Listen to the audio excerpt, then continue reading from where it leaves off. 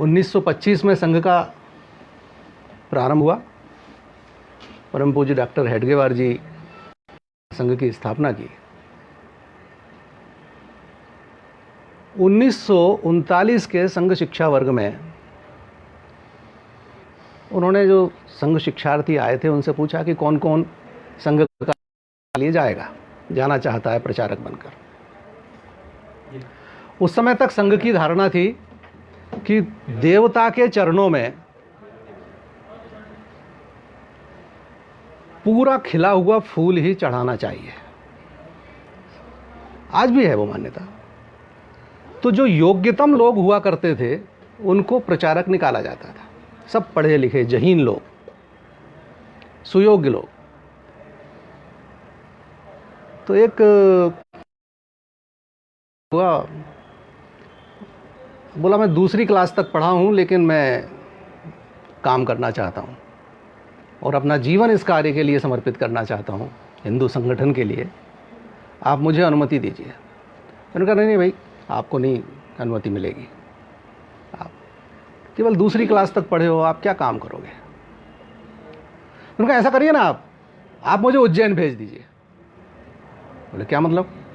बोले उज्जैन में विक्रमादित्य का सिंहासन था ना, तो जहाँ बैठकर गडरिया बालक जो बिल्कुल निरक्षर भट्टाचार्य था वो न्याय कर सका, तो उज्जैन में जाऊँगा तो शायद मैं ठीक काम कर पाऊँगा। आप मुझे उज्जैन भेज कर देखिए। बोले ठीक है, तुम्हें जाना है जाओ। डॉक्टर साहब जानते थे उनकी क्षमता कि वो सफल होंगे निश्चित रूप से, लेकिन हम तुम्हें प्रचारक नहीं मानेंगे। मैंने कहा मत मानिए, प्रचारक काम करूँगा मैं, तो मेरे को प्रचारक के नाम से क्या लेना देना। तो उज्जैन आ गए। अब उज्जैन में वो मराठी भाषी, अच्छे वरिष्ठ शरीर था। मंदिर में प्रसाद भोजन किया, चबूतरे पर सो गए। यहाँ तक तो ठीक है, लेकिन केवल भोजन करने और सोने थोड़ी आए थे। अब विचार आया कि काम कैसे शुरू करें। तो कुछ बच्चे फुटबॉल खेल रहे थे मंदिर के सामने प्रांगण में। तो एक फुटबॉल उनकी तरफ आई तो उन्होंने वो फुटबॉल पकड़ ली। बच्चे आए फुटबॉल मांगने, फुटबॉल दीजिए। तो कहना नहीं, फुटबॉल बाद में दूंगा, पहले मेरी बात सुननी पड़ेगी। कहना क्या की बात सुनना है, हमें फुटबॉल दो, हमारी फुटबॉल है। कहा नहीं, हम नहीं देंगे। बच्चों ने मारना शुरू कर दिया। उन्होंने चुपचाप नीचे पीट कर ली, पिटते रहे। पीट लो चाहे जितना, लेकिन मेरी बात नहीं सुनोगे तब तक फुटबॉल नहीं दूंगा। आप ये मत समझिए कि मैं ये कुछ मनगढ़ंत कथा कह रहा हूँ, ये क्योंकि 1939 की बात कर रहा हूँ और मेरा तो जन्म ही बहुत बाद में हुआ। ये प्रसंग स्वयं पूज्य सुदर्शन जी ने मुझे संस्मरण दिया था। ये माने उनका यह संस्मरण है। चुपचाप पीटते रहे। अंत में वो थक गए बच्चे पीटते पीटते। तो उनका ठीक है बाबा, बताओ क्या कहना है तुम्हें, बोलो क्या कहना है। बोला देश गुलामी की जंजीरों में जकड़ा हुआ है और तुम लोग खेलने में लगे हुए हो, तुम्हें थोड़ा भी अपनी मातृभूमि की चिंता नहीं है। तो उन्होंने कहा हम क्या कर सकते हैं, हम तो छोटे छोटे बच्चे हैं। बोले संगठित हो जाओ तो उसमें बहुत बड़ी शक्ति होती है, संगठन असली शक्ति होता है। हम सब लोग मिलकर एक बार संगठन खड़ा कर लेंगे तो सब कुछ हो जाएगा, भगा देंगे अंग्रेजों को। बच्चों को बात जम गई। शाखा पहली शुरू हो गई। महाकाल मंदिर के प्रांगण में सामने मैदान में पहली शाखा लगी और उनका पहला स्वयंसेवक था राजा भाऊ महाकाल, जो बाद में गोवा मुक्ति संग्राम में शहीद हुए। और जिनका मैं उल्लेख कर रहा हूँ उनका नाम था दिगंबर राव तिजारे। ये तिजारे जी का प्रसंग है।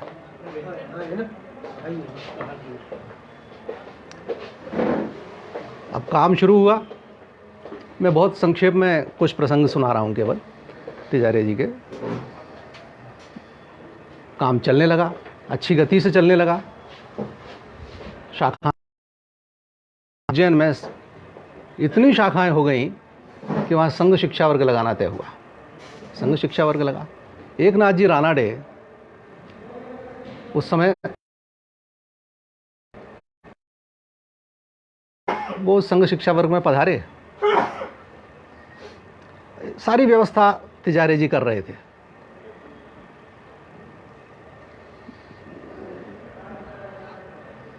जब संघ शिक्षा वर्ग का समापन हुआ तब प्रचारकों की बैठक होती है। संघ शिक्षा वर्ग के बाद प्रचारकों की बैठक हुई। उस बैठक में एकनाथ जी बोले कि जो प्रचारक हैं वो यहाँ रुकें, बाकी सब यहाँ से चले जाएं। तिजारे जी को नहीं लगा कि ये बात उनके लिए कही गई है। सारा काम वही कर रहे थे, उज्जैन में संगठन उन्होंने खड़ा किया था, वो वहाँ बैठे रहे। तो तिजारे जी को फिर एकनाथ जी ने नाम लेकर कहा, तिजारे जी आप तो प्रचारक नहीं हैं, आप तो जाइए यहाँ से। सोचिए उसके दिल पर क्या गुजरी होगी। जिस आदमी ने सारा संगठन खड़ा किया, जिस आदमी ने इतनी परिश्रम किया, और उसको कहा गया कि आपको बैठक में बैठने का हक नहीं है। ये मैं इसलिए सुना रहा हूँ कि छोटी छोटी पोस्टों के लिए हमारे लोग मन में मलाल ले आते हैं, और उस आदमी ने जो इसने पूरा परिश्रम करके संगठन खड़ा किया, उसको कहा गया तुमको इस बैठक में बैठने का हक नहीं है। हटा दिया उनको, चुपचाप चले गए। बहुत दुखी हुए, रोते रहे एक कमरे में बंद होकर। दूसरे दिन सवेरे दूने उत्साह के साथ सबको नाश्ता परोसते दिखाई दिए, सारी व्यवस्थाएं संभालते दिखाई दिए। लोगों ने पूछा, अरे कल तो इतने दुखी थे, रो रहे थे, आंसू बहा रहे थे, और आज क्या हो गया? बोले रात को ऐसा लगा मानो डॉक्टर साहब मेरे स्वप्न में आए हैं और कह रहे हैं, दिगू हिंदू संगठन के लिए आए थे कि प्रचारक बनने आए थे? मन शांत हो गया, काम करने लगा। उसी दिन उन्हें उज्जैन का विभाग प्रचारक घोषित कर दिया गया। उसके बाद काम में गति पकड़ी, लेकिन 1948 आया, संघ पर प्रतिबंध लगा। प्रसंग बहुत हैं, लेकिन मैं बहुत छोटा कर रहा हूँ उसका। संघ पर प्रतिबंध के बाद जो पास पैसा नहीं बचा, उस समय तक गुरुदक्षिणा शुरू नहीं हुई थी। गुरुदक्षिणा पद्धति नहीं थी जो आज संघ के कार्य का आधार है, जिसमें आर्थिक कठिनाई नहीं होती। प्रचारक को स्वयं ही संकलित करना होता था, अपनी व्यवस्था खुद करनी होती थी। तो 48 के बाद जब और ज़्यादा विषम परिस्थिति हो गई, तो गुरुजी ने कहा कि अब सब प्रचारक अपने अपने घर जाओ। अब संघ इस स्थिति में नहीं है कि हम प्रचारक व्यवस्था जारी रख सकें। ये संभवतः जोधपुर की बात है। जोधपुर में उस समय संघ शिक्षा वर्ग लगा था। संघ शिक्षा वर्ग के बाद कह दिया कि अब सब प्रचारक अपने अपने घर जाओ। तो कुछ प्रचारकों ने घेराबंदी कर ली उनकी, रोका उनको रास्ते में, और एक सवाल किया, गुरुजी आप शादी कब कर रहे हो? गुरुजी बोले, मैं सन्यासी, मैं शादी कैसे कर सकता हूँ? बोले, आप सन्यासी घोषित हो, हम जीवन व्रती हैं, हमने अपना जीवन दिया है समाज कार्य के लिए, और आप हमसे कह रहे हो घर चले जाओ, आप शादी कर लो, हम भी घर चले जाएंगे। गुरुजी और प्रचारकों का ये संवाद याद रखने योग्य है। तो इस पर से गुरुजी ने कहा, ठीक है, तो जो व्यवस्था अपनी अपने आप कर सकते हैं संघ पर आश्रित हुए बिना, वे लोग काम करें। अब उसके बाद में बाबा साहब नातू ने होटल चलाया, और तिजारे जी चूंकि दूसरी क्लास तक पढ़े हुए थे, कुछ काम धंधा कर नहीं सकते थे, तो उस समय जो विनोद मिल थी उज्जैन की, उसमें उन्होंने स्वीपर की नौकरी की। सफाई कर्मी, शौचालय भी साफ किए विनोद मिल में। और उससे भी कि उस समय 2 अनाथ बालक उनके संपर्क में आ गए, जिन्हें हम बाद में भैया जी कस्तूरे के नाम से जानते हैं, जो विदिशा में लंबे समय तक प्रचारक रहे। बाद में उन 2 अनाथ बालकों को उनके मामा ले आए थे महाराष्ट्र से, लेकिन जिम्मेदारी का निर्वाह नहीं कर पाए पारिवारिक परिस्थिति की वजह से, तो वो यहाँ भी अनाथ हो गए। ना कोई पढ़ाने की व्यवस्था, ना कोई लिखाने की। उन दोनों अनाथ बालकों को भी स्वीपर बनकर नौकरी करते हुए तिजारे जी ने पढ़ाया, सर्वगुण संपन्न बनाया। तो भैया जी कस्तूरे तो बाद में प्रचारक बने, और जो छोटे भाई थे उनके, वो बाद में अखंडानंद सरस्वती, महामंडलेश्वर अखंडानंद सरस्वती के नाम से सन्यासी हुए, उन दोनों बच्चों में से। तिजारे जी का एक प्रसंग और सुनाता हूँ, उसके बाद में लगता है मेरा समय समाप्त होने योग्य होगा, की स्थिति में होगा। जब स्मृति मंदिर बन रहा था परम पूज्य डॉक्टर हेडगेवार जी का, तब उस समय सबसे आग्रह किया गया स्वयंसेवकों से कि सब लोग अपने अपना अंशदान दें। तो जब गुरुजी वो लिस्ट देख रहे थे तो उसमें उनको तिजारे जी का भी नाम दिखा, तो वो हैरत में पड़ गए कि ये तिजारे जी ने पैसा कहाँ से दिया। ये काफ़ी बाद की बात है, जब प्रचारक फिर माने स्वीपर वीपर की नौकरी छोड़ चुके थे और संभवतः भोपाल विभाग प्रचारक थे उस समय। कोई उसके बाद में इंदौर प्रचारक रहे, इंदौर के बाद में भोपाल विभाग प्रचारक रहे। तो उन्होंने मालूम किया कि ये पैसा कहाँ से आया तिजारे जी के पास। तो मालूम हुआ कि उन्होंने अपना खून बेचकर वह पैसा स्मृति मंदिर के लिए डोनेट किया है।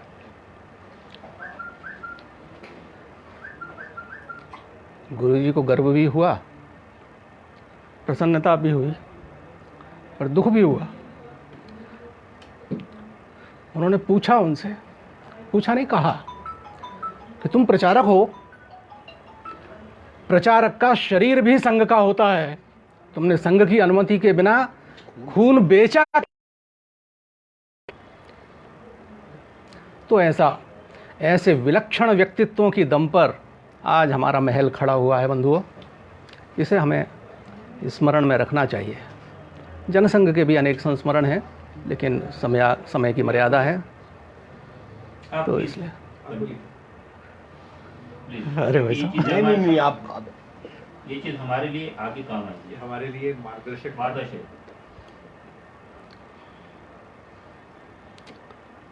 बहुत कठिन मत कह दो, नहीं तो कोई पालन ही नहीं कर पाए, और जो सामंत पालन कर पाए ऐसे ही करो।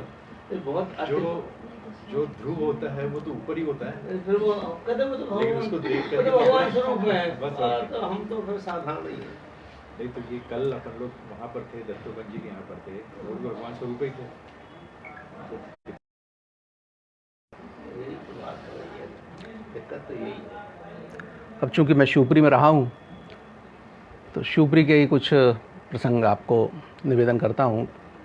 सब जगह का लगभग वही हाल होगा जैसा मैं समझता हूँ शिवपुरी में था। 52 में पहला चुनाव लड़े, हमारे 2 प्रत्याशी जनसंघ के नाम पर लड़े थे। एक शिवपुरी से सुशील बहादुर अष्टाना और पिछोर से राजाराम लोधी। दोनों की जमानत जब्त हो गई। 57 का चुनाव में स्थिति थोड़ी सुधरी, 2 की जगह 3 प्रत्याशी चुनाव में लड़े। कोलारस से बाबूलाल गुप्ता चुनाव लड़े, लेकिन तीनों प्रत्याशियों की जमानत जब्त हो गई। यह वह दौर था जब आदमी चना मुरमुरा लेकर निकलता था साइकिलों से और चुनाव प्रचार करता था। भूख लगी तो खा लिया, कहीं कुएं पे पानी पी लिया, और हाथ में डिब्बा और उसमें घुला हुआ गेरू दीपक बना रहे हैं, चुनाव प्रचार कर रहे हैं। यह वह उस दौर की बात है। हमारे प्रत्याशियों की जमानतें जब्त होती थी, लेकिन कार्यकर्ताओं का हौसला नहीं टूटता था। धोतियां रंग रंग कर झंडे बनाए जाते थे, उस पर हाथ से स्टेंसिल से काटकर दीपक का चिन्ह बनता था। और कार्यकर्ता भी कैसे थे? एक सुशील बहादुर अष्टाना साइकिल का पंचर जोड़ने वाला पेंटर, साइकिल की पंचर जोड़ते थे, लेकिन ख्याति इतनी कि शिवपुरी के लोग उनको आज भी भाई साहब के नाम से संबोधित करते हैं, स्मरण करते हैं। एक रॉबिन हुड जिनको कहते हैं, हर पीड़ित की मदद करने वाला व्यक्ति है। 62 के बाद 62 का जो चुनाव आया, उसमें एक ओपेल गाड़ी लाल रंग की कहीं से एक जो धनवान कार्यकर्ता थे कबाड़े में से खरीद लाए तो एक शमशाद मिस्त्री और सन्नू ड्राइवर, ये दो हुआ करते थे उस ज़माने में, इन दोनों ने उस ओपेल को ठोक पीट के चलने लायक बना दिया। ये 62 के चुनाव की घटना बता रहा हूँ। उसी समय भारतीय जनसंघ के जो अध्यक्ष बने दीवान साहब, दीवान सुरेंद्र लाल, विस्थापित होकर आए थे। राजवंश ने यहाँ स्थापित कर दिया था। कभी किसी ज़माने में कश्मीर के दीवान रहे थे तो दीवान सरनेम उनका लगता था। तो आज वो दीवान साहब राज परिवार के आज भी खास हैं, तो शिवपुरी के अघोषित क्षत्रप कहे जाते हैं। तो दीवान साहब जनसंघ के पहले अध्यक्ष बने थे। उन दीवान साहब ने एक हडसन कार विशालकाय और एक जीप दे दी। तो उन मिस्त्रियों की मदद से ये 3 गाड़ियाँ 1962 के चुनाव में भारतीय जनसंघ के चुनाव प्रचार में लगीं। उस जीप की भी बड़ी विचित्र कथा है। उस जीप में सीटें थी ही नहीं, खुली जीप थी पीछे से, तो उसमें फट्टे ठोक कर कार्यकर्ताओं के बैठने की किसी तरह से व्यवस्था की गई थी। उसमें डीजल की टंकी सिरे से गायब थी। तो कार्यकर्ता जब उसको चलाने को बैठते थे तो एक कार्यकर्ता एक कनस्टर में डीजल लेकर बैठता था, जिसमें से लेजम निकलकर इंजन तक पहुंचाई गई थी। लेजम बोलते थे। हाँ, लेजम। तो ऐसी परिस्थिति में वो चुनाव लड़ा गया। तो 62 के चुनाव में थोड़ा सा स्थिति में सुधार हुआ। एक और मज़ेदार वाक़या हुआ उस दौरान। हिंदू महासभा से पंडित ब्रजनारायण ब्रजेश चुनाव जीता करते थे, इकलौते पूरे अंचल में हिंदू महासभा के। तो जनसंघ ने इनसे प्रस्ताव रखा कि आप सांसद बन रहे हैं, संसद का चुनाव आप लड़ें, एक विधानसभा सीट हिंदू महासभा हमको दे दे। सुशील बहादुर अस्थाना को हम चुनाव लड़ाना चाहते हैं। तो ब्रजेश जी बोले, अरे तुम चड्डी कबड्डी वालों की पार्टी, जमानत तक तो बचती नहीं है, कहाँ हमसे टकराना, चलिए हम कोई समझौता नहीं करेंगे। ज़रा ध्यान दीजिएगा प्रसंग पर। हम कोई समझौता नहीं करेंगे, हम तो चुनाव लड़ेंगे, तुम्हें देखा सो तुम करो। एक प्रसन्न कुमार रावत कार्यकर्ता थे, अशोकनगर के मूलतः रहने वाले थे, शिवपुरी बस गए थे आकर।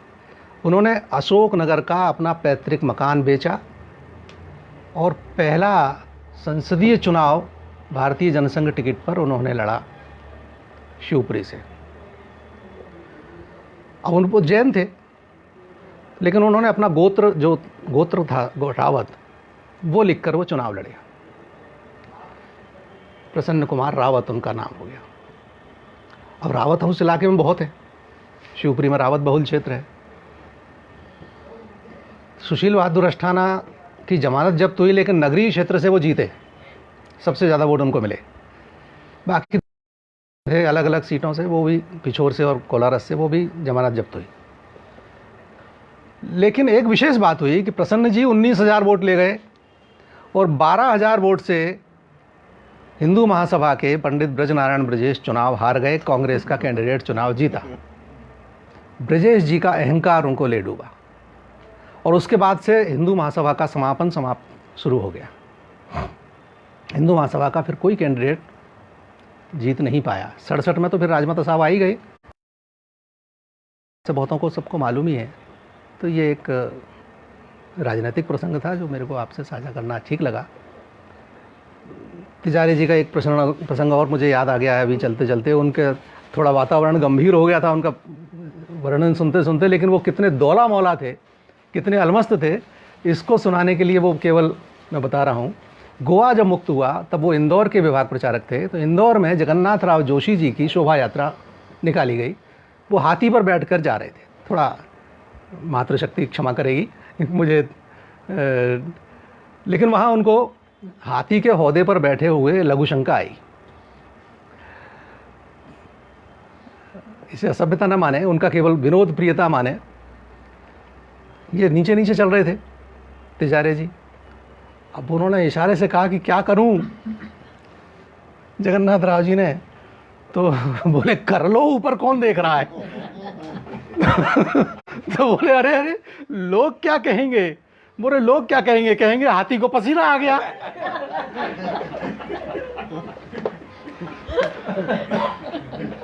एनीवे आप सभी का बहुत बहुत आभार, विशेष रूप से सप्रे जी का कि उन्होंने मुझे आज इस योग्य समझा कि आप सबके बीच अपने कुछ प्रसंग साझा करूं।